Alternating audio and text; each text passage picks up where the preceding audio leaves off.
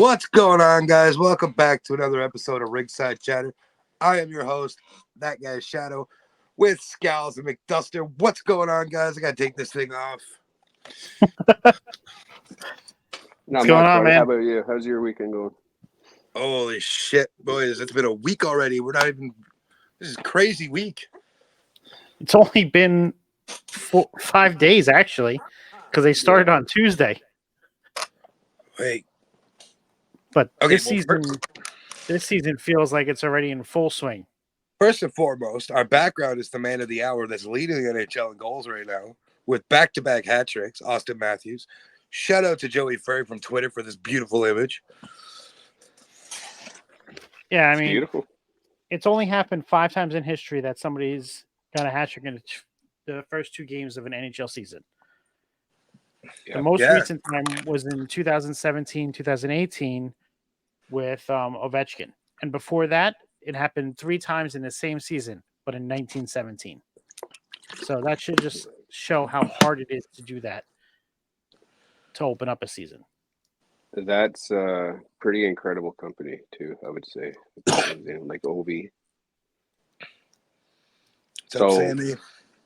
when we have Ovi, speaking of Ovi right now, with Matthews, the way he can get to any part of the ice and create room for himself and get those goals off, where Ovi's known for like his spot, where the one-timers come and everyone always knows it's going to come, but he still manages to get it off.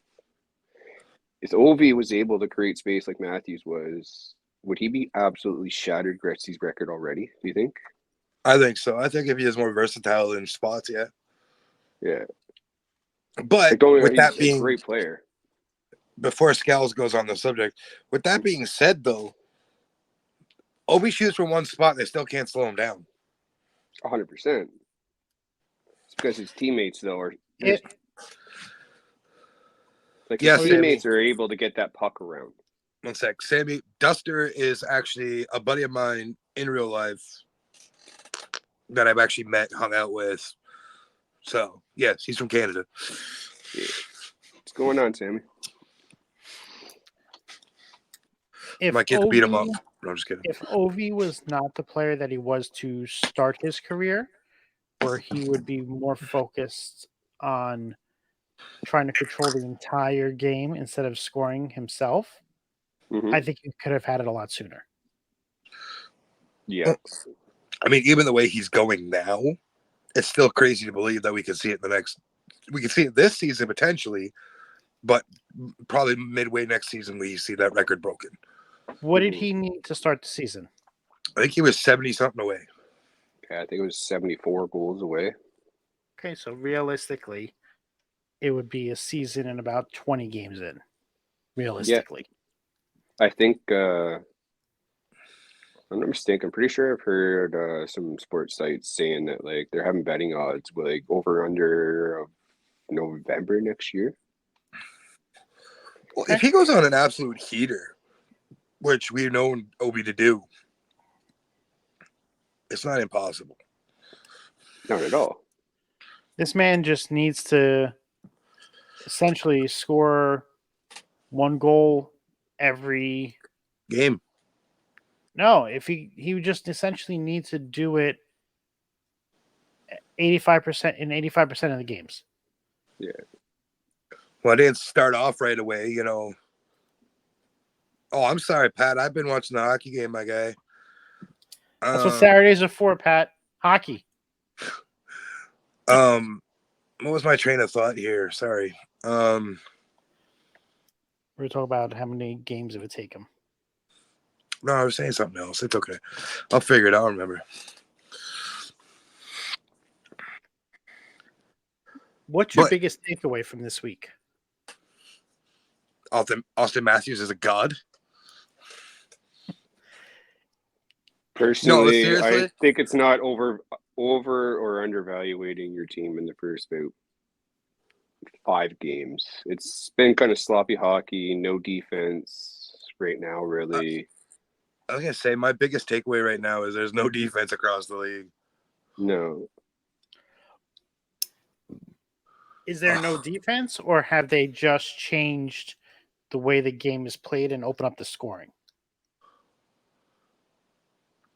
You could be right on your part too. Like goaltending too, like is down. Well, Goaltending seems like they're not even finding their form right now. It seems. Yeah. did they adjust the size of the equipment in the offseason? Nothing has changed from my knowledge. Not that I know of either. Okay. Because that could be a big difference that people don't. I mean, we have Oh, years like this. 100%. We've seen it in the past where last year we had some good, like, high scoring games. But, like, this year, it seems like that, like, you look across the board, like, even Vancouver putting up 8 on Edmonton, who is arguably Canada's greatest odds of winning the cup this year. I don't know. After 2 games, it might be the Leafs. No, we don't say that around here, sir. Oh, are we sure about that?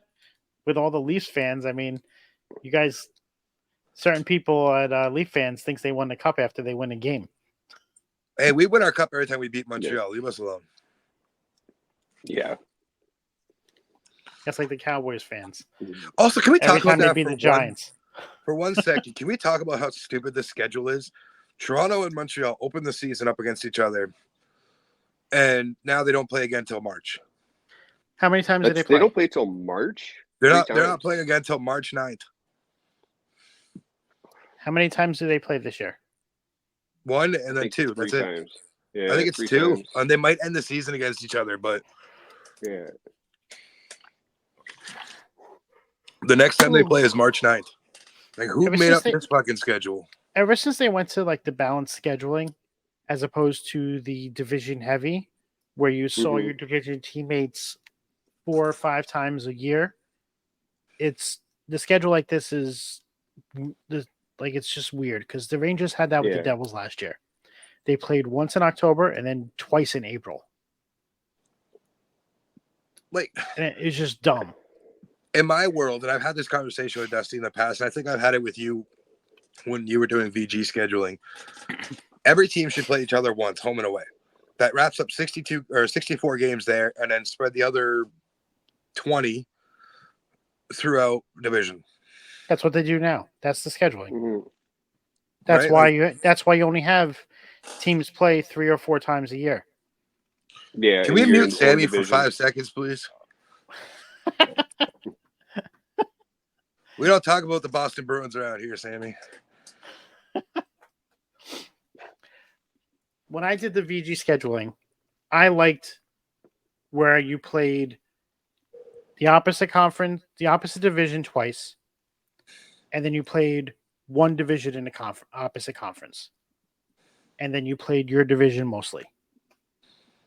Like that's what I like because you want to keep the opposite conference to the cup finals. You want to make it special. If you have them play twice a year throughout everybody, you're already seeing the matchup. And Rangers, Mikey. Those are the 2 favorites on the pod. But I can agree there. Like I like the East playing the East, the West playing the West, and maybe a couple of road trips here or there, kind of thing. And then it makes that final so much more special because these teams haven't seen each other. And it helps with the travel for the teams. Like you don't have teams traveling over 31,000 miles a year to play all these West Coast teams if you're on the East Coast and vice versa. Your thoughts on this, I have with that though, my thing is that the NHL struggles so much to market their stars, and if you take away someone like Connor Bedard from the original 6 matchups, Boston, Rangers, Toronto, Montreal, those are all massive markets, and they're not going to play each other. You're not really be able to market a star, just like McDavid, right? Like that's what they're trying to make the money off. That's just fair. Getting because, them in every building. That's a good point because like the NFL, NBA, they market their stars way differently, right? The NHL, out of the big markets, or the 3 markets in North America, being MLB, NBA, and the NFL, the NHL is the smallest in comparison. Oh, yeah. Unfortunately. Yeah. Right? It's crazy. Okay, Sammy, be safe tonight. But like, I see your point with the marketing, but I raise you with the fact that okay, let's take the marketing out of it. Can you imagine Connor McDavid or Bernard or Matthew showing up against another star in the West in the Cup final? How much more draw power that is? Since you don't see it that often. I still think you'd still see it even more because this is when you're playing games that actually matter. Playoff games matter a lot more than regular season games. So before we actually get into like topics tonight, I have one more question for you guys. Let's eliminate conferences in general here for a minute. Let's suspend this conference bullshit. Run the format of the playoffs: 1v16, 2v15, 3v14. Would you guys agree that would make some interesting matchups for the Cup? Oh yeah, that'd make a lot of fun. It'd make traveling a nightmare, but with it. Are you still having the conferences and divisions for scheduling purposes, and the For playoffs are scheduling just purposes, the based off of that? conferences and the divisions would be there for scheduling only. Yeah, But once you can run it playoffs like an comes, it's gone. NCAA. And with the Yeah. top four, and then you'd have like the top four teams be the division winners. Yeah, like you can still do that. But like you could run it as an NCAA style turn like playoff, where the top Yeah. seed faces the lowest seed possible. Yeah, I think that would make for That'd good. be fucking interesting. It Yeah. would, and to eliminate the whole, well, you know, you could also for the Cup final, you could find a neutral ground to play it in. I've actually always kind of wondered that, like Stanley Cup final. What about having it in a different city, like hosting it like the Super Bowl does? Right. Right. Like, I think that'd be crazy having a neutral site every year for the Cup final. 100% it would be. Because think about it like this. Let's say Arizona hosts the Stanley Cup final. That's bringing more money to their venue that they absolutely need. You mean the arena of 5,000 people?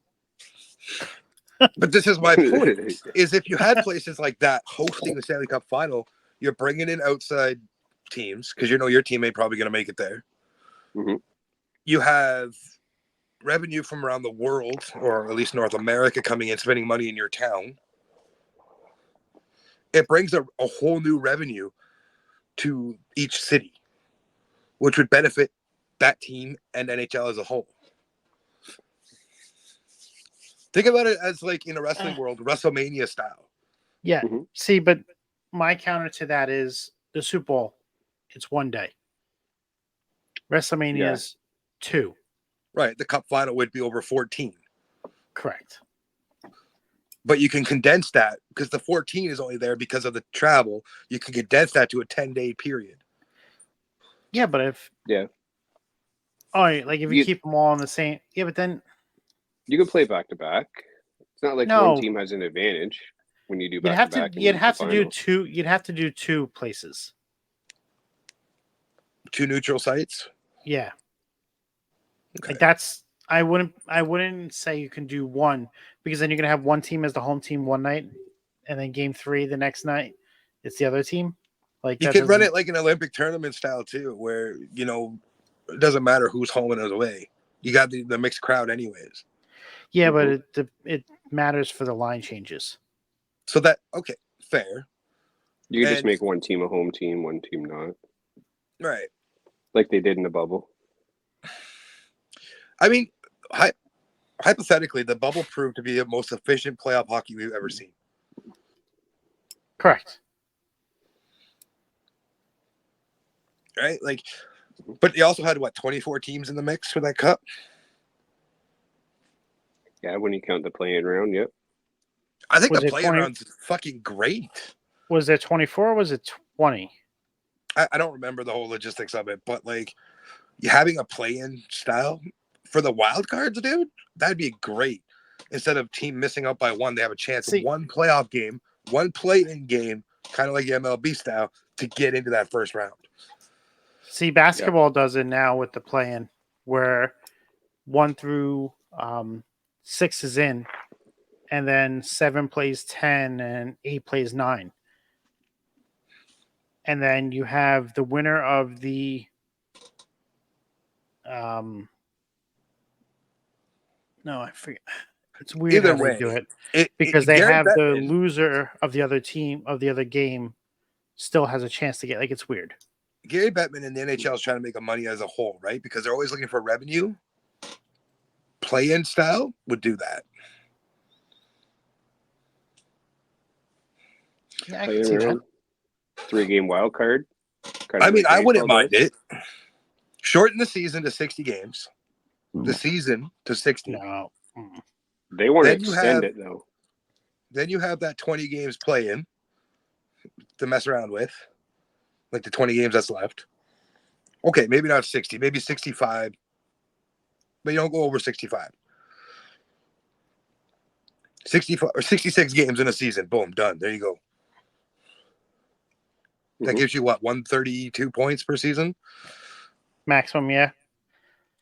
Nobody shatters that record half the time anyway, so that's fine. What? See, that's another. That's another subject for another day. I want to talk about the point system. What I think they should do to fix it. What do you Well, think? maybe by the end of the show we can. Mhm. What's the first topic of the night? We've just been rambling for 17 minutes, so thank you guys for listening to that. What do we have for the first topic? Did we have any topics set? The Babcock topic. You're still on this with him? I mean, why not? I mean, what I read the other day, where you're scratching a player and then to play him one shift in the entire game in his hometown. Oh, Chris It's kinda- Chelios? Yeah, that's kind of garbage, especially to a guy like Chelios. I didn't really look into it. I don't know when that was in his career. Was that That was his the final outdoor season? game. It was the outdoor game in his final season. So that would have been like, what, 2015? No, he was with the Leafs then. So it would have been like 2012 to 2014, somewhere in there. Would you say Chelios was with the Leafs? No, Babcock. Oh, Babcock, yeah. It was probably in... I'm pretty sure it was that game. Remember the game they played at Michigan? I think it was State? Detroit versus Chicago, because it must have been at was it? Wrigley. It might have been. Or it could have been the one against Toronto. I don't think it was the Madhouse. One? The one at Michigan Stadium with 100,000 people? Yeah, I don't think it was the Brian- Madhouse. Yeah, that was when like Brian Burke was GM, That's crazy. right? That was a while ago. So subject matter that just popped up on my screen. What's your takes on the NHL Pride tape being banned and stuff from the league?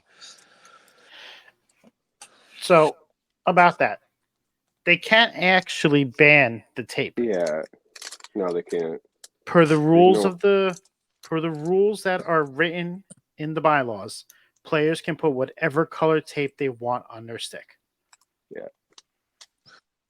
Okay, but what? And okay. it doesn't necessarily say that it needs to be solid colors.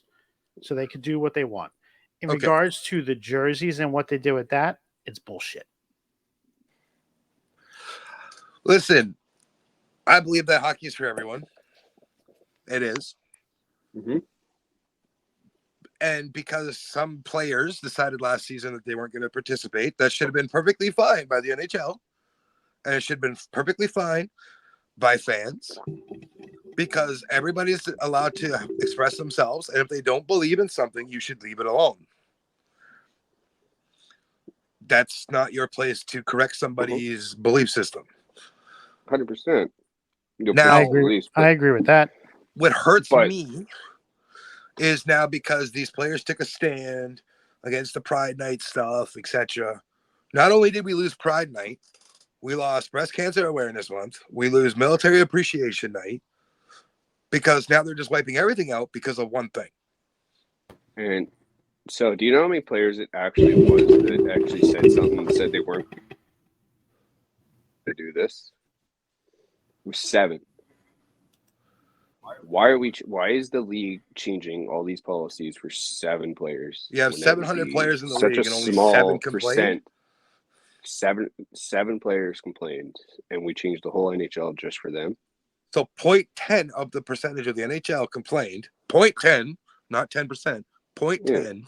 So not even a And we're one just full changing the percent. whole league around for this. Yeah, exactly. It's ridiculous. Like, I don't believe in pushing beliefs on anyone else, and everyone has free to be what they want to be. But they still deserve. If someone doesn't want to participate, fine, don't participate. If someone does want to participate, then feel free.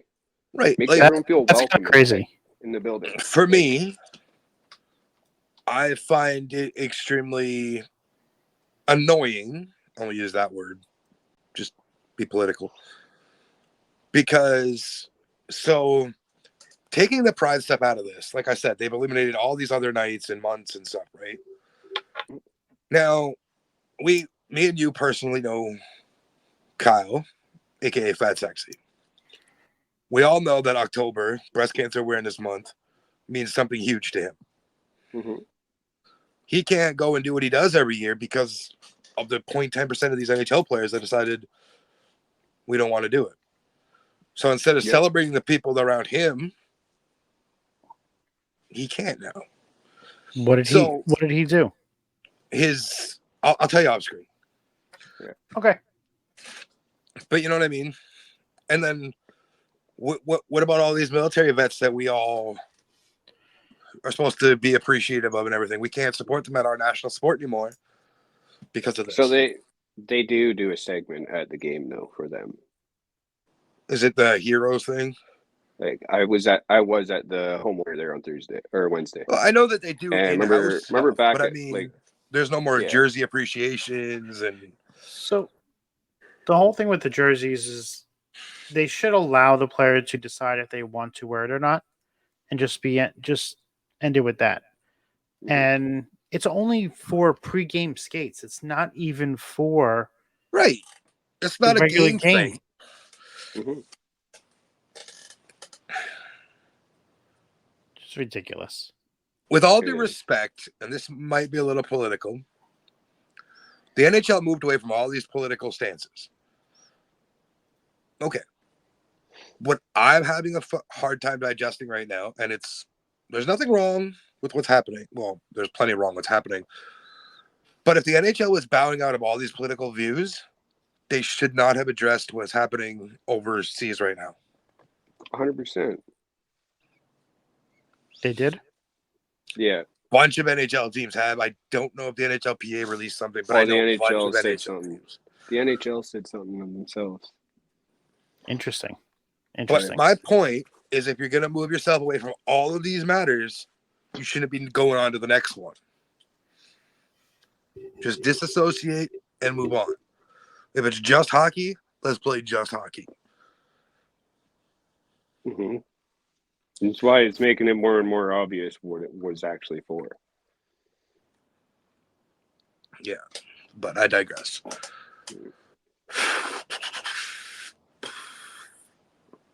All right, so let's good move off of this. We mentioned his name already. We haven't even talked about his first game of Connor Bedard. I didn't really see any of it, but I heard he got an assist, so that's good. He's got a goal too. He's got a goal against Boston. I mean, I loved that. I'm not gonna lie. When I found out he scored against Boston, I'm like, yes, it wasn't us. Because that's what always happens against the Leafs. We always get the milestones against us. Oh, 100%, just like tonight. Rossi. Yeah. It never fails. We always have somebody hit a milestone against us. So let's hear for the Rangers side. Well, what's your takeaway after? Is that your second game today, right?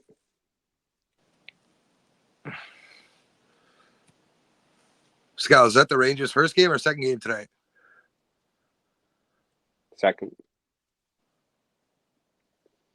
We have no mic. I don't know what's going on. Yeah. But we wait for Scalz to come back with the Ranger report. Can you hear me now?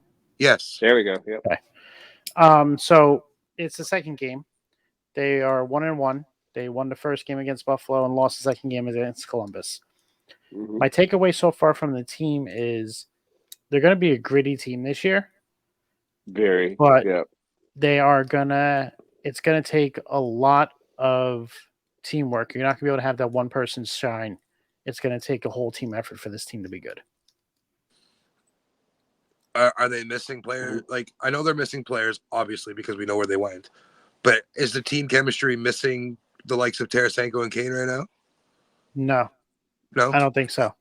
I I thought think it's just the fact that they need to, because they brought up Cooley, so he's a rookie this year. They, tonight they were without Lindgren, so that's a big key on the defense.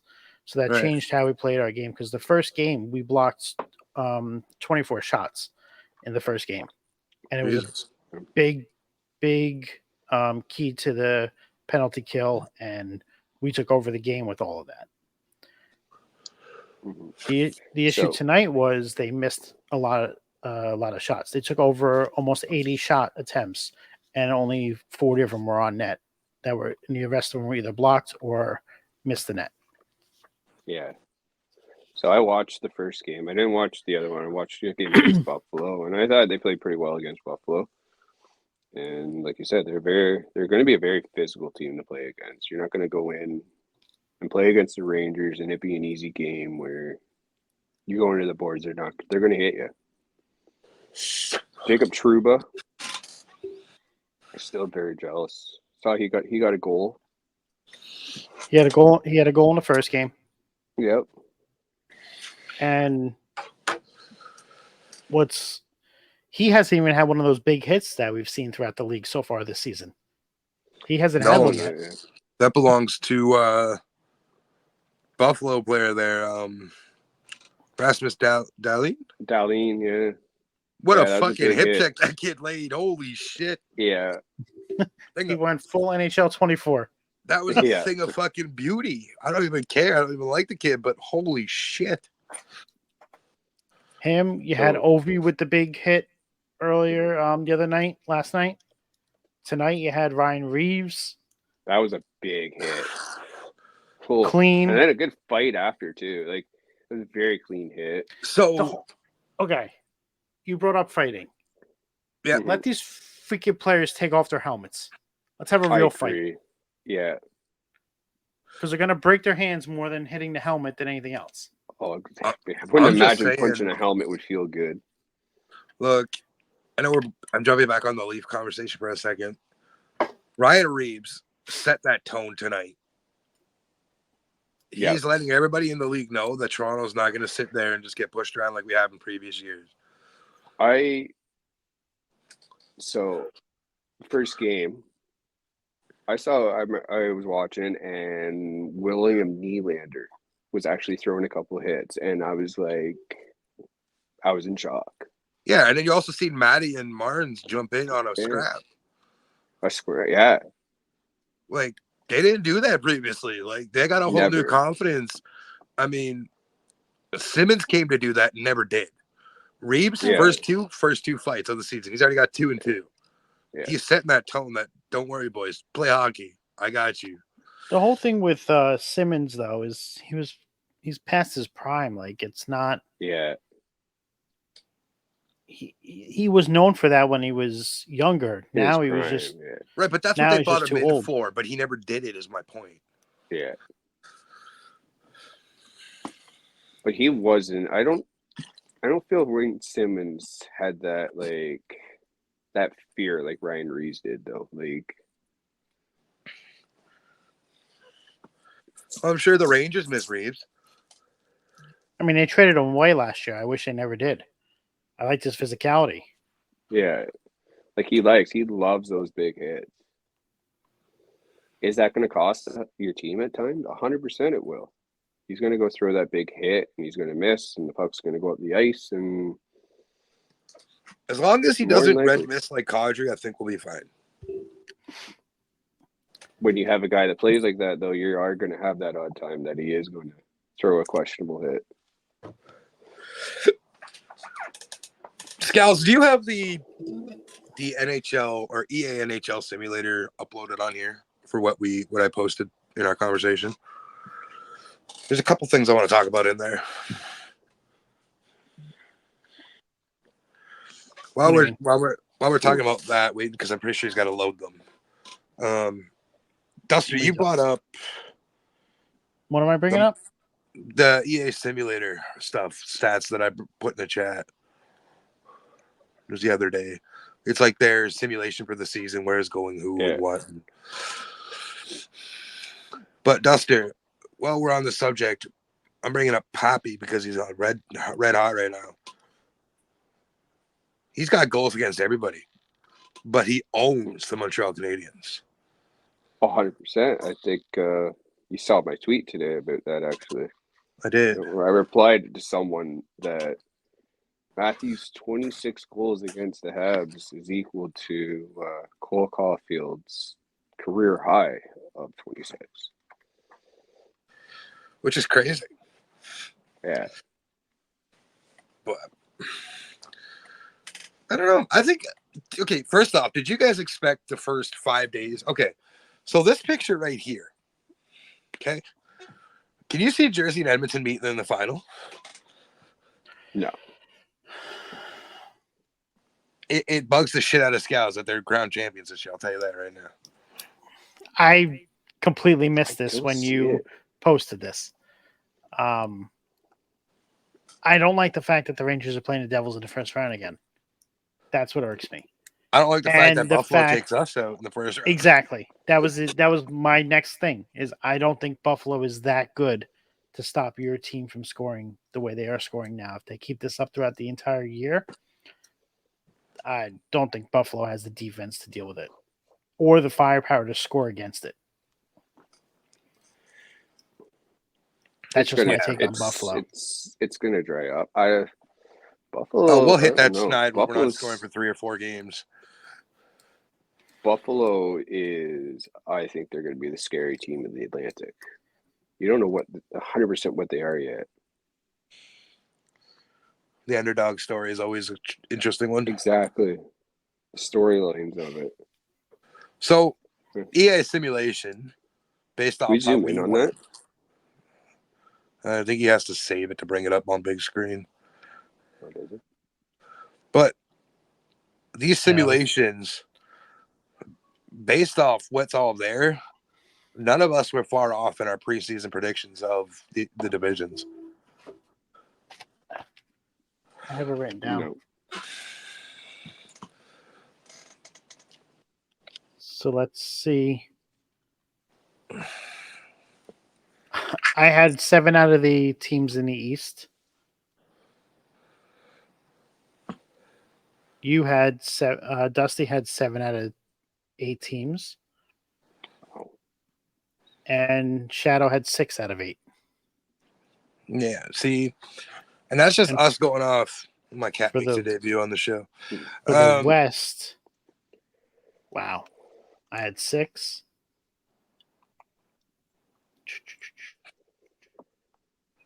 Shadow had 6. Dusty with 3. No, Shadow with 3. Dusty had 6. That's still not bad though. Like for my West guesses though, it wasn't. Mine were just throwing at the fan. But that's still like in the East. We predicted the East pretty accurately. Mm-hmm. Mm-hmm. It's pretty scary how close we actually were to what this has done. Now here's your top 10 point scorers this year. I mean, the one that interests me the most in this list, number 7. Yeah, is 7, Tage. But that goes back to Dusty's point that Buffalo, we don't know their identity yet. Tage had an unbelievable year last year. I know, and he's already had a great start to this season too. Yeah, that's literally the only one on that list that surprises me. Pedersen, would be the other one for me, but it's still 50 points behind McDavid. Actually, McKinnon kind of surprises me at 4. No, not with him, Ronson in. Like that line is still Yeah, I but wouldn't put them in this order, but so like most of these guys don't surprise me on that list. okay, I'm gonna look up something quick here. So Like you Nathan- obviously know McDavid's going to be top 3 every year he's playing. It's just the way that goes. Mhm. And these are the award winners. So how many 100-point seasons do you think Nathan McKinnon's had? 1. Two. What do you think? I think he only He's had had 1. Yeah, he had 1. He had 111 points. That's his career high. And he had 1 year of 99 in 2018-19. I was Mm. I don't know. Like, I don't know if I see him as a force. I think he gets added to that list just because of his pedigree. Yeah. He's overrated in these games.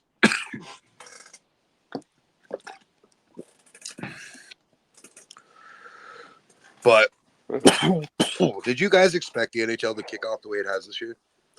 With the goal scoring being excuse me, up Yeah. like 400% right now? no, I thought not it at all. would, I thought it'd be high scoring at the beginning of the season. I mean, I thought it would be high scoring, just not at the average we're getting. Yeah. We're getting How do you a lot guys of goals. how do you guys feel about McDavid's opening night getting blown out 8-1? I was a little shocked at that. I didn't like, especially by like Vancouver, but you have to think with Vancouver coming out so bad last year, and then they had to fire Bruce Boudreau, right? Yeah. So, and who's the coach of Vancouver right now? I couldn't even tell you. Rick Tocchet, I think. Yeah, it is Rick Tocchet. So with him having a training camp, you have to know they are going to come out a lot better, and they do have talent like Quinn Hughes and Pedersen. And Brock Besser. Besser coming out with a 4-goal game. Yeah, you know, he's Matty gonna goes out, puts up a hattie, and Besser's like, hold on. hold Yeah. my beer. Hit it with the flow Yeah. and Besser. So that's why Matthews came out again, though. Oh, speaking of something that hasn't happened in history, Pittsburgh and Washington played opening day, I think it was. Might have been second. No, it was opening day. No, Pittsburgh opened up against. No. It was that last night. Nashville. Last night. Sorry, it was last night this happened. Washington's home opener. First time in Washington's history. So it's like 40 years now, something like that. Yeah. They have never been shut out in the first game of the season, ever. And Pittsburgh shut them out last night. What was the score last night? 4-0.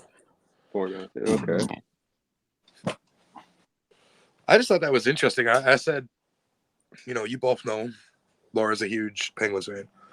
Mm-hmm. I said, I don't care that the Penguins won, but let's keep Ovi on a goal per game pace, okay? Like, let's do that. So, is Washington losing what they used to be? Yeah, absolutely. I think I could see if Washington's in the basement dwelling come trade deadline, I could see Obi potentially getting moved, which would shake up the NHL foundation. And that was actually going to be something else I was going to say, though, with that, though, like, so if they always not moved, how much can that affect his record? Well, I mean, I don't think it affects the record at all because he just comes out with better teammates around him. No, but I 'Cause you said gotta- if he's not. But I said if he's not traded, can I that don't think affect him doing No, it, him not doing it? Well, I think he still keeps the same mentality. It's Ovi after all, you know what I mean? Like, Yeah. he's still an elite player. But you still have to have elite guys that feed him the puck. Yeah. Mhm.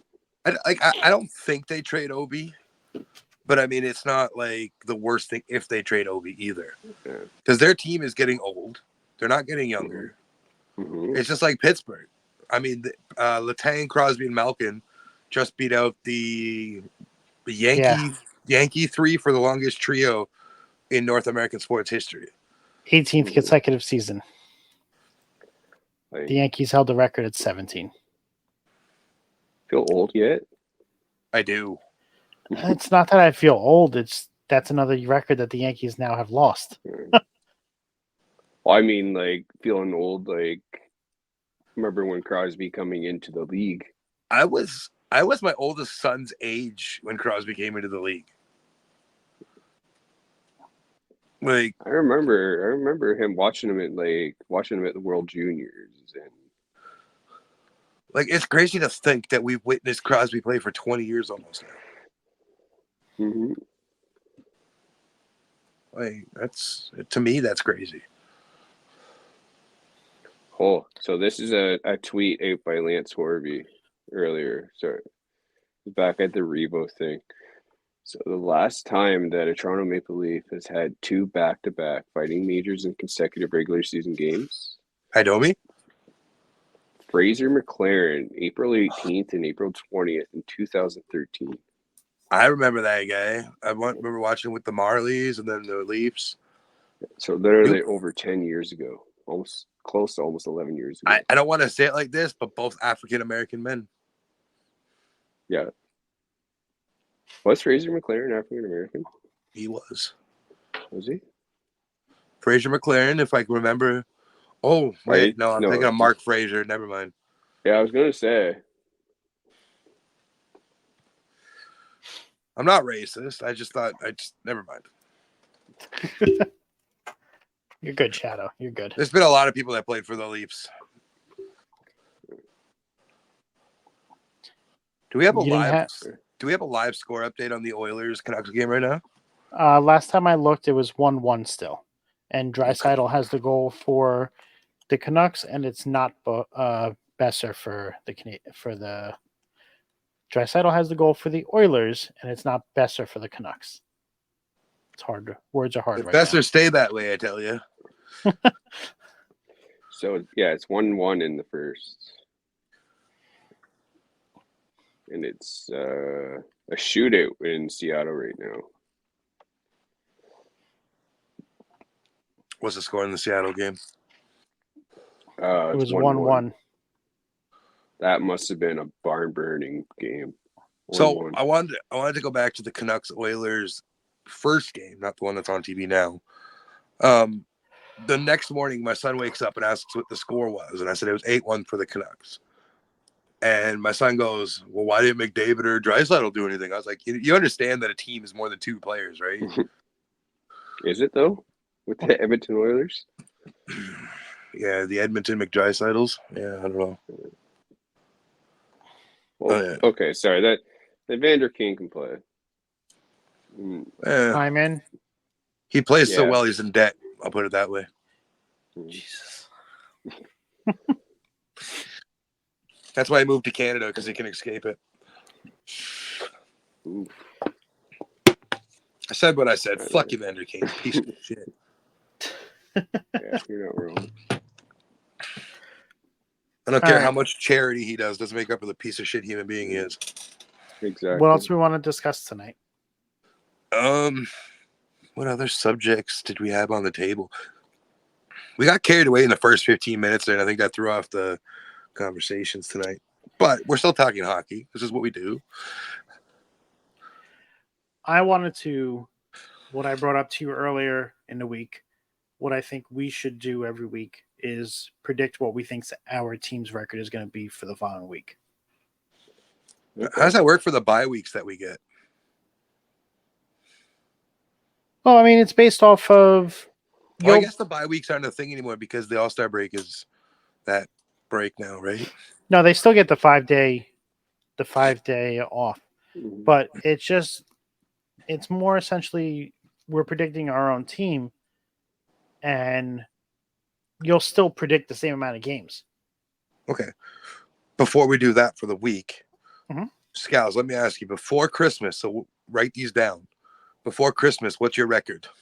What are you thinking for the Rangers? All right, let me see how many games there are. Duster, you want to check how many games the Leafs have between now and Christmas? I don't still have my computer with me, boys. I'm sorry. 6, 7, 8, 9, 10, 12, 13.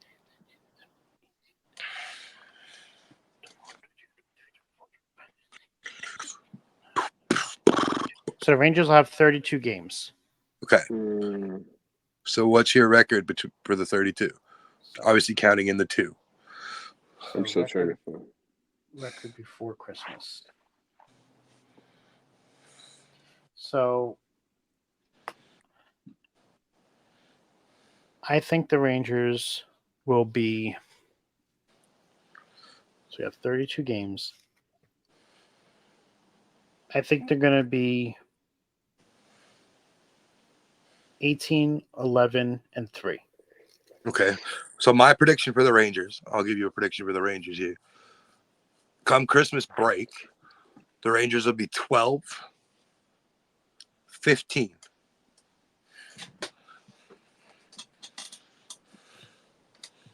And 15, that's 27. Right. So 5. And then 5, yeah. Okay. Duster, what's your predictions for the Rangers by Christmas? So how many? You said how many games? There's 32. Rangers have 32.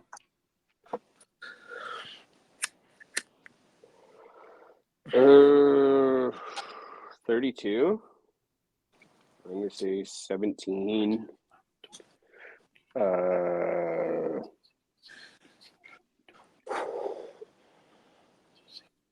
17. Holy fuck, math hard.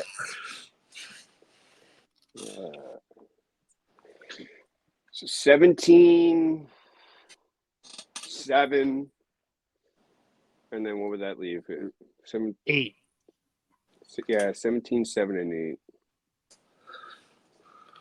Okay. And the Leafs have 31 games. We're already up 2. Or is that counting? Is that counting? That's the 2 counting. wins? Yep. It's counting the 2 Okay. wins. So I'll say the Leafs go 16, 10, and whatever the remainder is. There's 7. Okay. Dusty? So I'm going to say 14, 15. It's 29. 3? Yeah. Yeah, 3 would make 30. No, 2. 14, 15, and 2. Yeah. So for Toronto, I think they're going to be 17, 9, and 5. You could tell we've been hurt a lot by the Leafs, huh? Yeah. Shit. What do you think the record of Christmas break is going to be? Well, probably a losing one. Might cause them to get that trade, though. At least need that defenseman, I still think. So both of our teams play 3 games this upcoming week. Yeah, we played Monday, Thursday, Saturday, I want to say. Yep. Both of My our teams have prediction the this same schedule. My prediction for the Leafs this week, 2-0-1. I'm going to say 1-1-1. And my prediction for the Rangers this week is going to be 2-0-1. 2-1. I like it. Oh, that's what we had to talk about, too. The contract signings of Scheifele and Hellebuck. Oh, yeah, and then there's that other thing I wanted to talk about, too. Yeah. And then Okay, yeah. what about the signings for the Buffalo players, the 2 defensemen? Who? Oh, Yeah. Rasmus Dahlin. Dahlin and Power. Owen Power. Owen Power. All right, well, let's All right, talk who do we about want to talk about first? Let's talk about the Jets first, because I want to talk about Hellebuck. I don't think he's worth the money or the term, for that matter. I think it's risky given a goaltender that long. Like, I get he's a very good goaltender, but It's a goalies are DiPietro voodoo situation every all year. over again. Goalies are voodoo every year. I don't like the number makes a little bit of sense to me because Hellebuck's put on shows, but the term doesn't. The term is 3 years too long, in my opinion. How many years is it for? 8? 8-year term. Yeah. No, I think there were 7, weren't they? It was 8.5 by 7, I think. Was it 8.5 by 7 or was it 7.5 by 8? So. No, it was 8.5. Okay. Yeah. 8.5 by 7, right? It's 3 years too long for Hellebuck. Scheifele, less money, perfect term. I think less. Yeah, I agree. Less money because he's great offensive. He's terrible defensively. 8.5 times 7. Yeah. Like the term is perfect sense for Scheifele because it's Scheifele. You know, he came in as a phenom, kind of, but he's fizzled out so fast. Here's the thing for Scheifele, though. I thought he was going to get traded before the trade deadline this year. He still could. That could still be a part of a bargain chip to somebody. No move. Yeah, I don't think he has a. So Winnipeg trapped himself. Kevin Cheveldayoff. So he has a modified no NTC right now. See, that's where Winnipeg Never mind. It's a full no move clause negotiated for this season as part of the extension that was just signed. See, that's where Cheveldayoff fucked up. Because Winnipeg's not going to have a good season. And Scheifele's going to be his lousy self, not forechecking, back checking properly. Like, if my opinion is the 8-year term for Scheifele makes sense because no matter where he goes, he'll be a role player. They both were 7-year deals for the same cost. They were identical. The money for Scheifele is $3 million too much. Well, I think he was at 6.125. I would say 2. I would say No, he really only increased. He was at 6.1. So I feel that even then, I still think he probably should have went to 7. He should have went to 7. Yeah, that's where I would have cut it off at. I don't think he's worth 7, but that's my opinion on the kid. Okay, well then, what do you think of Rasmus Dahlins? I like it for Buffalo. I don't like it for any other team because Buffalo's lacked that star-studded defenseman for years. Yeah, but they had Ristolainen. Yeah, are you gonna you're giving him $11 million? Yeah, okay. I don't. The term was what, 8 years, wasn't it? I can tell you 1 second.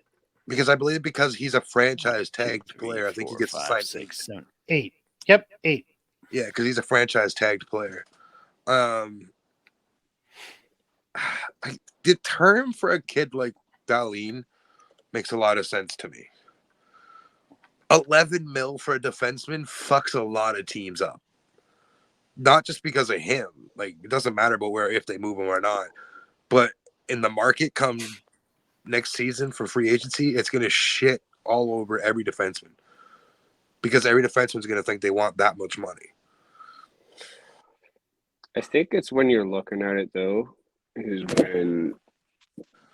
Okay, so you're seeing just Skinner. He's at $9 million, right? Yeah, but then you got Tage Thompson that's on. This is going to look like one of the Nathan McKinnon deal. $7.1 million for Tage Thompson. I mean, Dahlin brings a huge body presence, as we witnessed the other night. Mm-hmm. But can he keep that pace? Like I said, and I'll say it again, I liked it for Buffalo. I don't like it for other teams. I don't like the power deal. How does a kid go from an ELC contract of $913,000 for the season to $8.35 million? Yeah. Didn't Matthews and Marner do that too? To be fair, though, man, Matthews there's and a Marner difference between. There's a difference what between I'm Austin saying- Matthews and Owen Power Shadow. Obviously, but what I I'm mean, saying, Marner shouldn't have gotten that, regardless. That should not have happened for Marner either. listen, Matthews, I can understand. That's Dusty knows. 100% deserving. Dusty knows I'm a huge Marner guy. Power, And even not so much. even I said that Marner didn't deserve that money. Like, he's just coming into that player that's making that money now, and fine, it works now. Still overpaid. Power. It's because he was touted so high going into that draft. Yeah, but like they still had full control. He was still going to be like He was going to be an RFA. Like, they still had Yeah. control of him. They could have easily done a bridge deal for 2 years a And show then, me bridge deal. Yeah, and then upped them up after that. I don't watch a whole lot of Buffalo games, and I don't know how he has progressed, but I mean, even after these deals, they still have $9 million in cap space this season. well, That's what happens when you trade Eichel. like Darlene Yeah, got but a $5 million raise. That's crazy. When you're looking at Darlene, are you putting him up with Erik Karlsson and Drew Doughty I mean, and Petrolangelo? When I think of Darlene, I think about Brent Burns. Well, he's at 10 million, Petrolangelo, but he's still up in that double digit kind of defenseman, right? So- here's the thing with Buffalo right now. They have 1, 2, 3, 4, 5, 4, 5, 6, 7, 8 players that are signed for at least the next 2 seasons after this one. Mm-hmm. 1, 2, 3, 6, 8 I'll players. They tell also you, have Victor Olsen off their books next year. Four of them are 23 and under. you want to know? I'll tell you what I think Buffalo's mentality is right now. What's the old mantra when it comes to sports, boys? You want to win. Defense wins Yeah. what? Championships. That's Buffalo's mentality right now. Yes, but They have their decor signed up for the next 6+ years with Darlene, Samuelson, and Power. Yeah, but that's what I'm saying. Is that's what they're thinking. that Samuelson deal is going to look really good. Exactly. That's what's going to save them on their defense. Yeah, Because that he's locked for the 4.2. next 6 years at 4.3, essentially. Yeah, That's fair. And then Connor Clifton for the next 3 years at 333. That's going to Yeah. help their defense and help their contracts. And the fact that they still have the RFAs for Koji Haru and Bryson. Mhm. So their decor is essentially set for the next 3 years. Now they just need to bring in some forwards. I mean, they have Skinner, Thompson's cousin. I can True. guarantee you. Those can 4 guarantee you are now, signed for if the next 3 years. Buffalo- And Benson. That kid's going to be good. If Buffalo shits the bed this year and doesn't make playoffs again, Skinner's gone. You can't. They'll move him. They They'll can't. buy him out. He's gone. I guarantee Well, it. They could do that, yes. But he has a full no move clause on his entire contract. He'd have to waive it in order for them to be able to move him. And I don't know if you could do that in the NHL. You said Buffalo has $9 million cap. Right They now, have 8.7 cap space right now. so Just saying, throwing this out there because we talked about it. I think on episode 1. Patrick Kane's coming to Buffalo. that's already been talked about. Yeah. That's what I'm saying. But there's That's also where Patty rumors. Kane's going. With that There's much also money sitting there, rumors. There's also rumors he's going back to Chicago. And if he goes to Chicago and plays with Bedard, whew, Nah, don't worry Okay, about how- it. Taylor Hall's there. He'll ruin him. Buffalo Taylor has Hall's 11. injured. Buffalo has 11 million. Chicago has 11 million in cap. There was all right. These numbers are hurting my head. And Dusty, Chicago, what did you had another on. subject you wanted to bring up? Hold on. Chicago has 5, 6, 7, 7 draft picks in the first 3 rounds next year. Yeah, that's crazy. Okay. So, do you have that picture that I sent to the group chat? The last picture about the draft. Yes. Oh yeah, that's an interesting topic.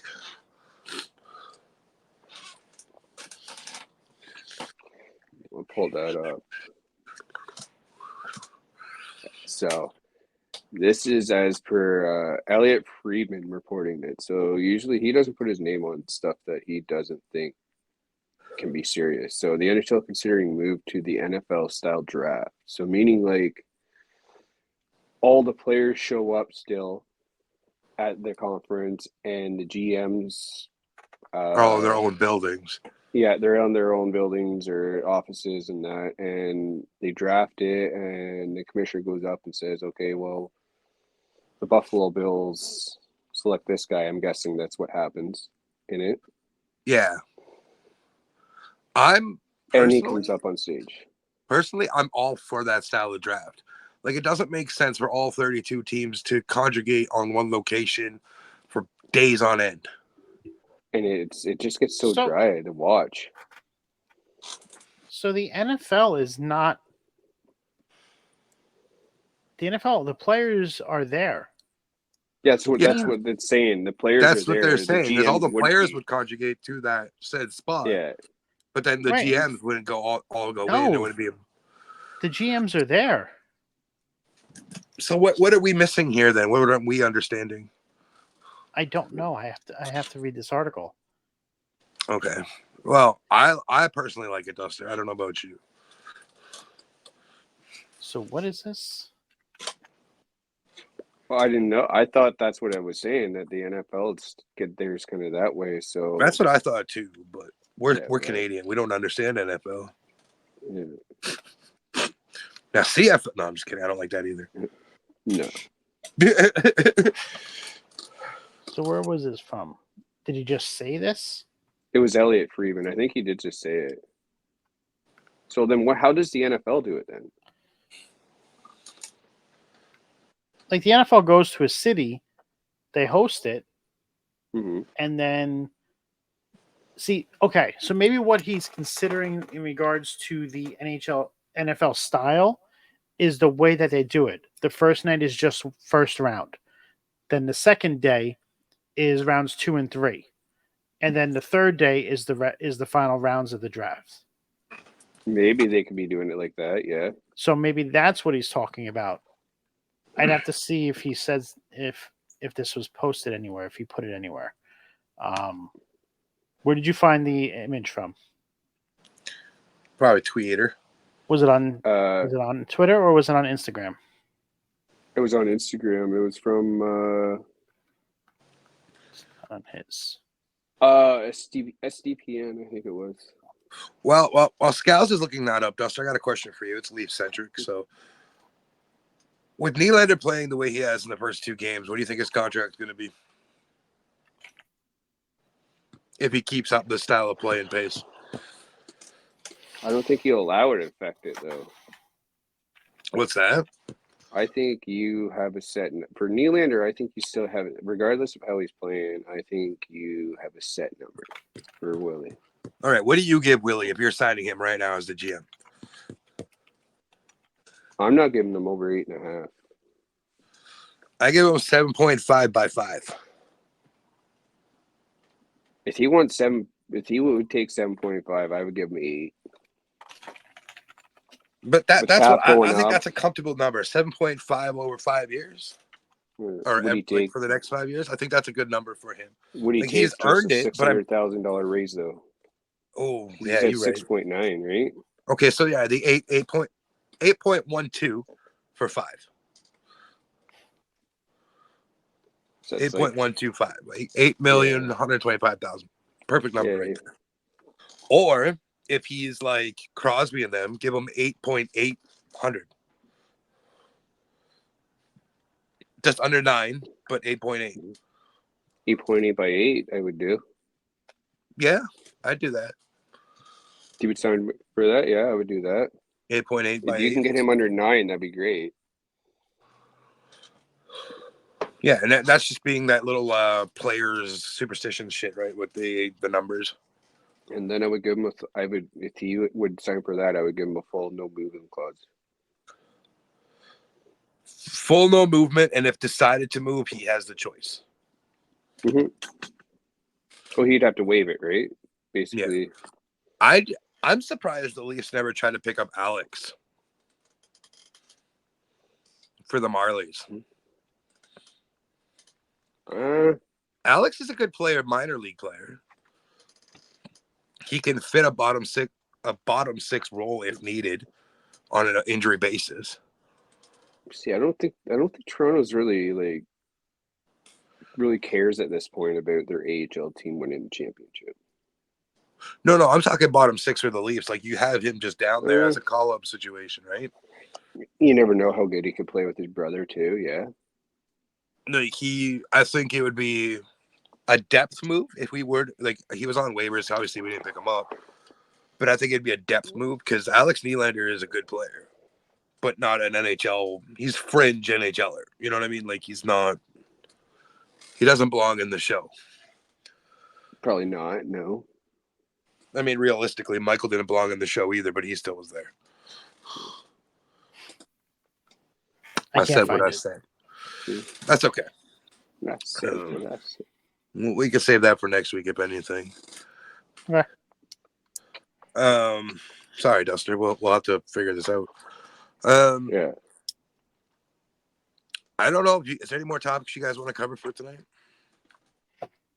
No, I have nothing. See, we got okay.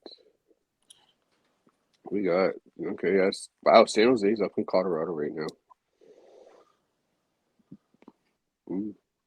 Anybody shocked at Tampa's first game on how well that goaltending was for them? I don't know. Like, they're not. They know how to play when they have to play, right? Thank you, Mikey Fee, for all the cheers.